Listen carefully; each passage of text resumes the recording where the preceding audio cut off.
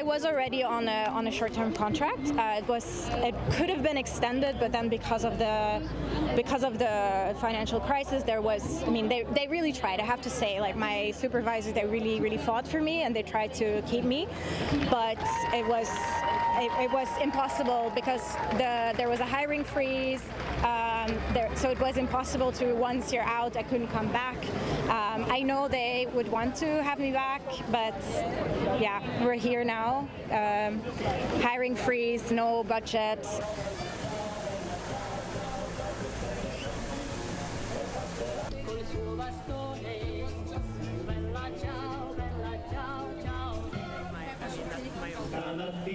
My bread and butter.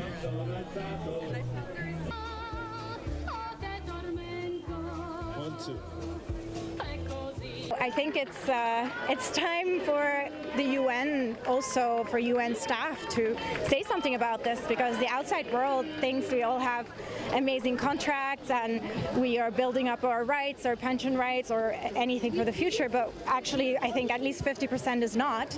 And I think they could have foreseen this financial crisis for sure. And I think funds are really mismanaged.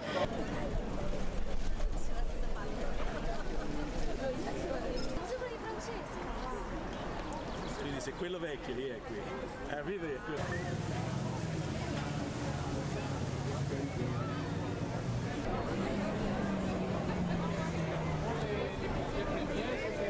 Alors déjà, on est perdu.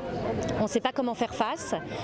On est perdu parce qu'on n'a pas une structure qui est habituée à faire face à de telles situations. On ne sait pas trop quelles décisions prendre, parce qu'aussi il n'y a pas de moyen long terme et de vision à moyen long terme de ce qui va se passer. Donc on est beaucoup dans du tâtonnement, aussi bien notre administration que pour nous, que pour les collègues, où voilà, cette incertitude, cette incapacité de savoir comment réagir et qu'est-ce qu'il faut bien faire. Mobiliser avec l'ensemble des autres syndicats et associations du personnel des Nations Unies à Genève, décent, de dignité au travail, où que nous soyons. La décision. C'est une place que normalement nous occupons. Pour l'OIT, donc depuis fin janvier, où nous avons eu des décisions communiquées sur l'arrêt des financements, c'est donc à peu près 220 à 250 collègues, dont les contrats qui ont reçu une lettre de licenciement.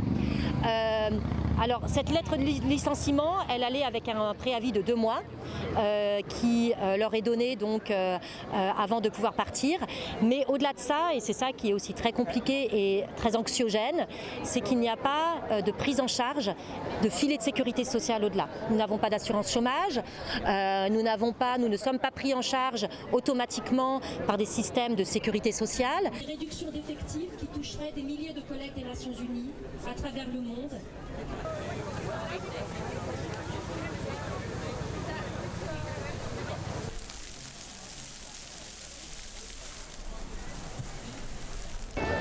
Fear, uncertainty, and again, it's not uncertainty because of the change, or it's not a concern. Of course, there is always the human element that is into account. I mean, you think about your family, you think about your salaries and all that. But I mean, UN employees have a higher call. So in addition to the everyday concerns, we think that this is not the right way to go about delivering to humanity, which is our creed. I mean, this is what we stand for. Cette mobilisation est indispensable maintenant.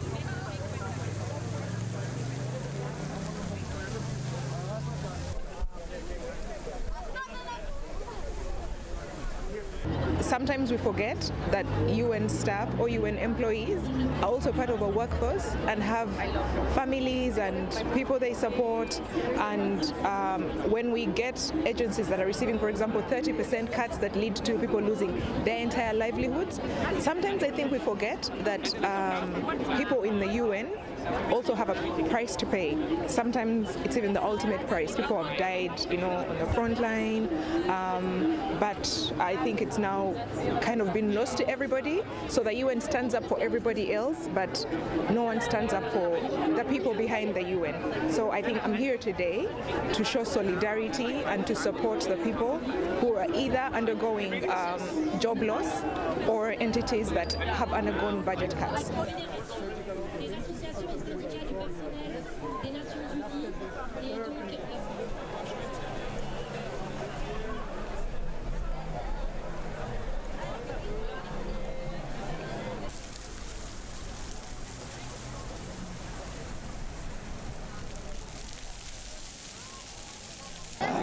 It won't be absorbed by the local Swiss market. There are many issues in terms of work permits in Switzerland.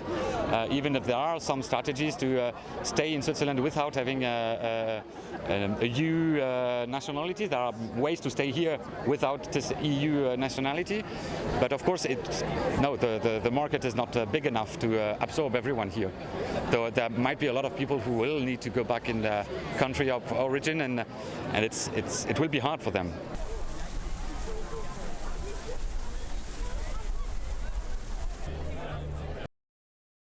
UN. Employees protested outside the United Nations European headquarters at job losses within the global body due to major cuts by U.S. President Donald Trump and other donors.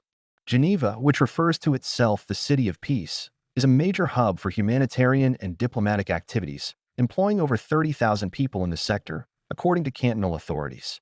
Protesters from the United Nations and its specialist agencies held banners reading, "Stop firing UN staff now," and cried out, UN.